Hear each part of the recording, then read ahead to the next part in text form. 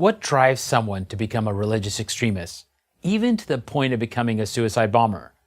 Like most people, I assumed that there were two overriding answers: poverty and ignorance. The poverty line goes like this: grinding poverty from which there appears to be no escape fosters seething resentment against those who have more. If your choice is to die a martyr or die a beggar, martyrdom is the clear winner. The ignorance lines goes like this: the poor have no chance to get a decent education and thus are susceptible to easy manipulation.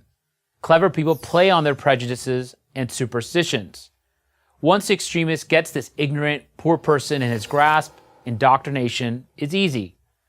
Since there's plenty of poverty and plenty of ignorance around the world, that's a lot of people to draw from. This is how the source of terrorism is explained. Then I went to Pakistan and actually lived in the world from which extremists recruit, and I found something much different than I expected.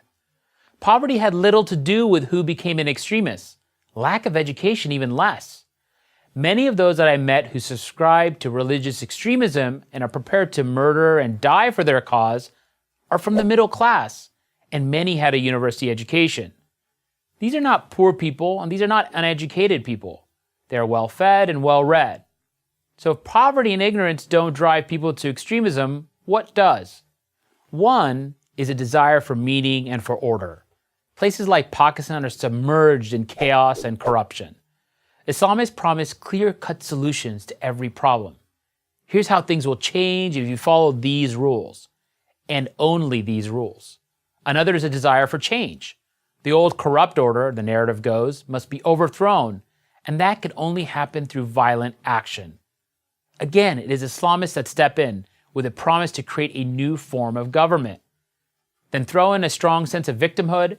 We are not responsible for the sorry state of our country. Others have brought us down, and you have a toxic brew that many willingly imbibe. These, of course, are the same easy answers that tyrants and demagogues, from Lenin to Mussolini to Hitler to bin Laden, have always offered their followers. I saw this played out one day while living in Pakistan. After one of the many assassinations of a major figure there, I was sitting with two middle-class parents. The father owned a small business, and the mother was a nurse. They had given their son a good life. He wanted for nothing. They told me that during dinner with the family a few days earlier, their son noted how the person who was murdered deserved to die. Why? Because he had spoken out on behalf of religious minorities. They were shocked. How could their son, who'd been educated and well-raised, think that? This story is all too typical. So what to do about this extremism? The first step is to get off this false narrative that this is first and foremost a poverty or education issue. The second is to take on the narrative of the extremist groups. They promise a better way, but what in fact do they deliver? The answer is always more death, more suffering, and more poverty. In other words, young people need to see these extremist groups for what they are. Only then will recruitment numbers begin to go down.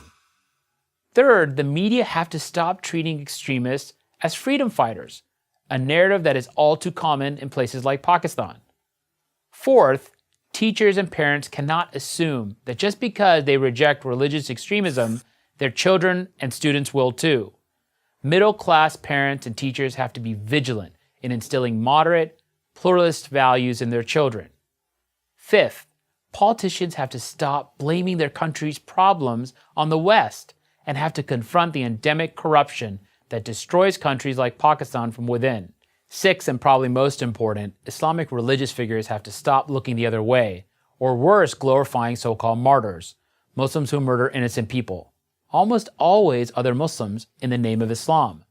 Muslim religious leaders must promise these murderers eternal damnation, not some sort of twisted heavenly bliss. The people of Pakistan and other Muslim-majority countries have real grievances, but extremism only makes things worse, always and everywhere. It's not poverty and misery that creates religious extremism.